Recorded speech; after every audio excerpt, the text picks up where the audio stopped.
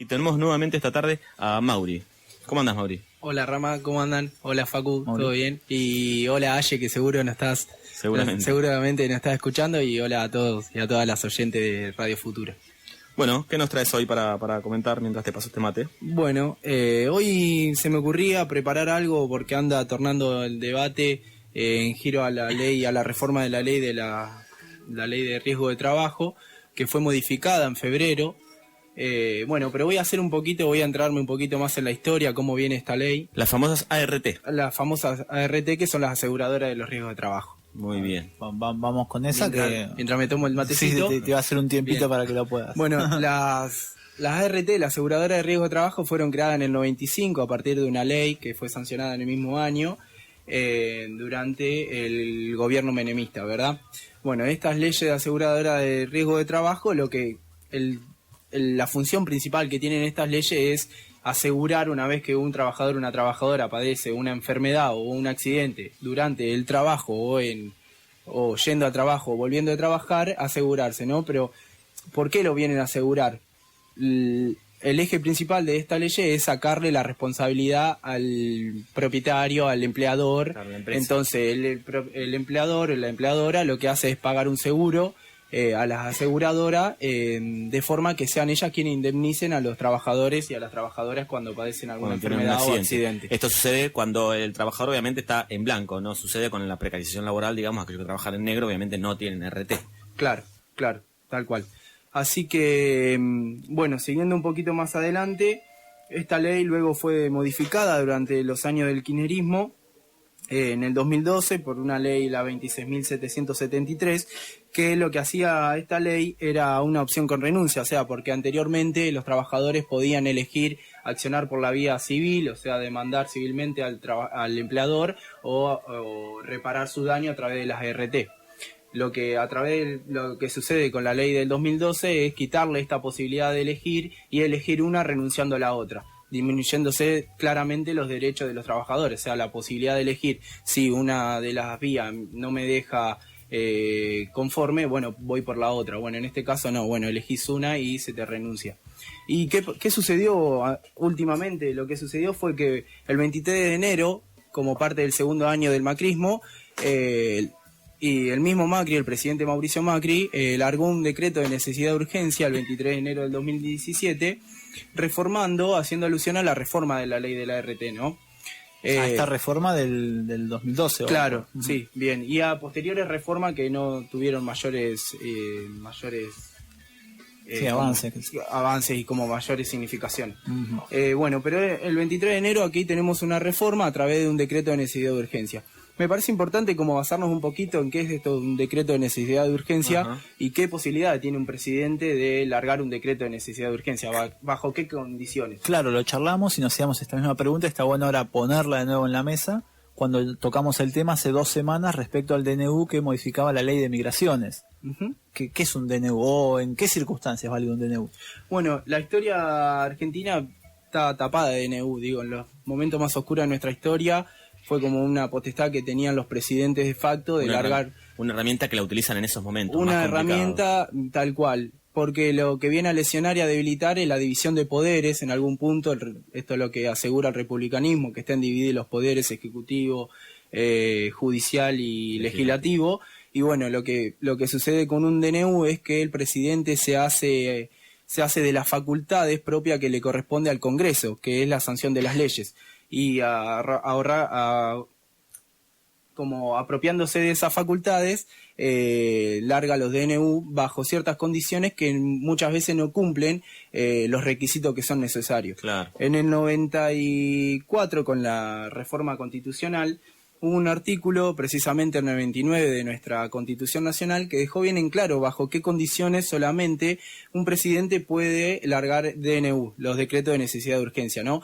Cuando realmente hay una necesidad de urgencia. Y claramente dice que solamente se puede un presidente dar DNU en circunstancias excepcionales, cuando es imposible seguir los trámites ordinarios previstos por la Constitución para la sanción de la ley.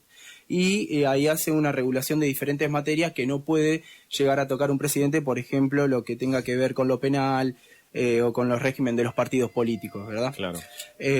O sea, decimos que entonces los DNU, cuando un presidente puede dar un DNU, cuando hay una situación excepcional en el país, que haciéndose uso de las facultades propias del Congreso para custodiar no sería la palabra, pero como para... Sí, que el Estado puede tener una política activa en algo que hace falta resolverlo ya y una situación crítica. Tal cual, en un momento de excepción que hay que resolver bajo una situación crítica, entonces hace uso de esas facultades y regula, ¿verdad? Bueno, ¿qué pasa acá con las ART? Justamente no sería el caso de algo urgente. Tal cual, no sería el caso de algo urgente y transversal que estuviera sucediendo, a no ser, siempre depende de dónde pongamos el ojo, ¿no? De qué lado nos paremos para ver de dónde está la necesidad de la urgencia. Claro, en este caso entonces salió la ley de las RT y no pasó por el Congreso. Había un proyecto de reforma de la ley, claro, que se estaba tratando en el Congreso. Otro punto más de las irregularidades también de estos DNU, porque el DNU no puede largarse, no puede ser sancionado por el presidente cuando hay un proyecto en el Congreso que se está debatiendo en el Congreso, otra de las reformas.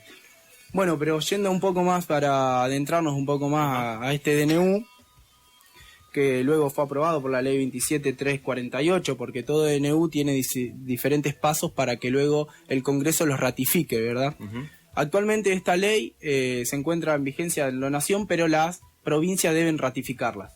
O sea, para que nos empiece a regular en cada provincia debe ser ratificada por los gobernadores y los poderes correspondientes de las provincias. Ajá. Para que entre en vigencia. Todavía no hay ninguna provincia. Ajá. Que está en vigencia pero no está en aplicación. Sería porque ninguna de las provincias lo ratificó aún. Pero bueno, ¿qué trae esta ley este decreto que fue sancionado en febrero, ¿no? Lo que trae interesante es que vuelve a traer algunas medidas bastante regresivas para los derechos de los trabajadores y las trabajadoras.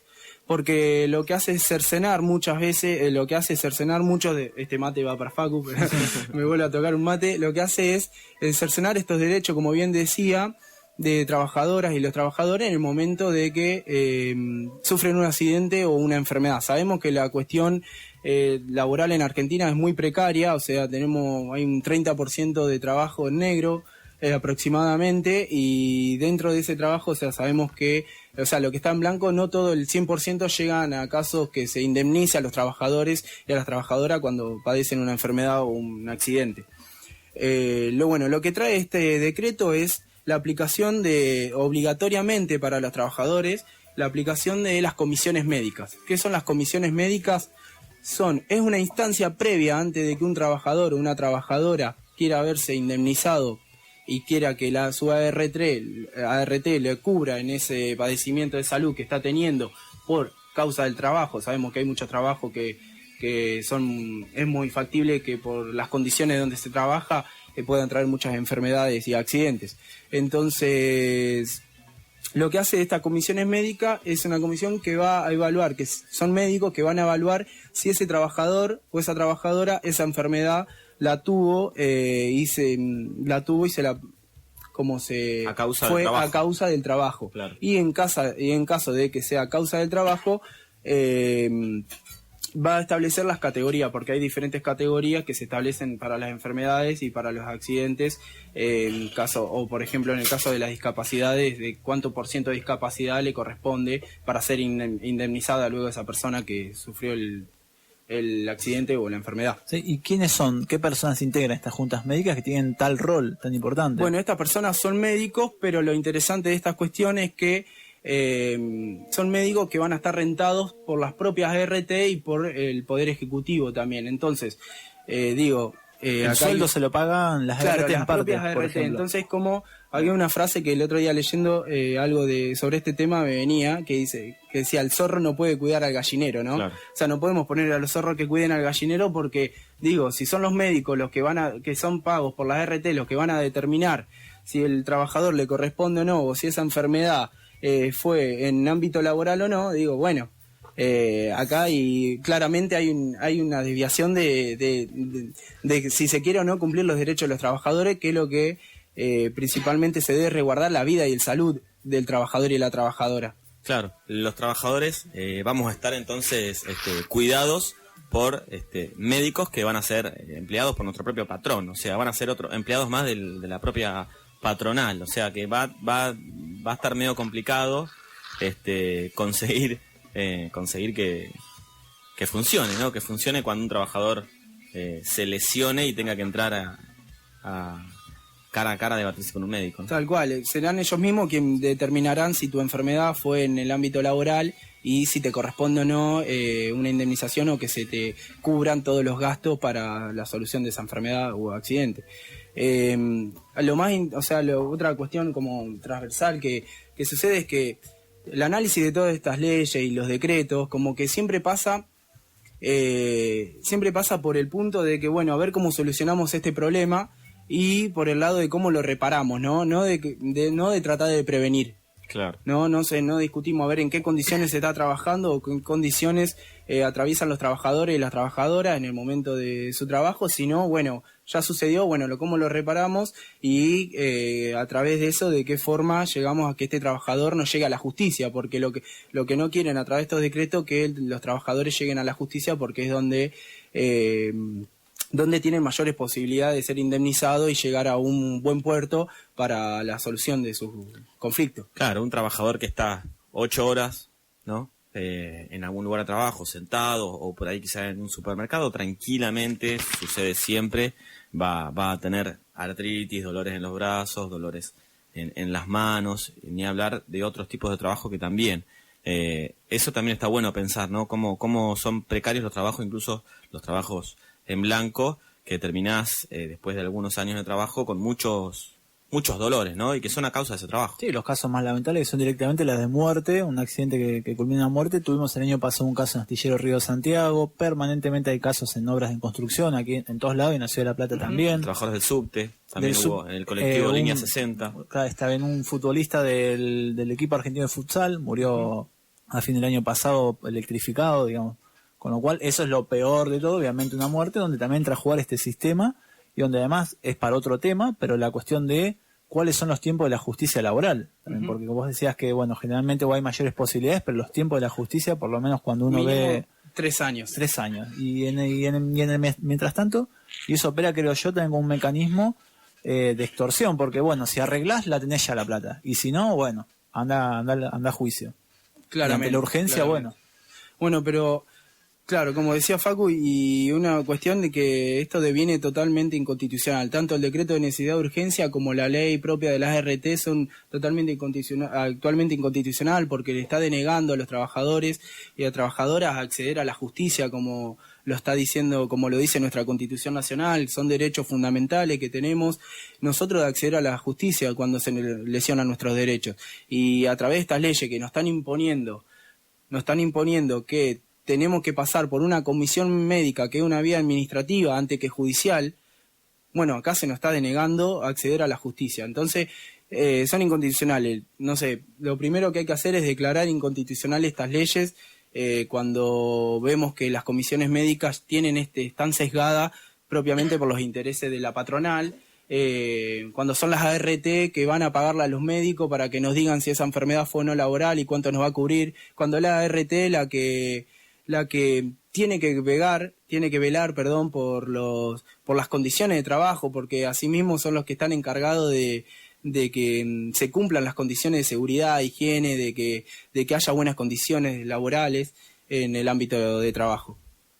Muy bien, muy bueno. Así que, para tener en cuenta, ¿no?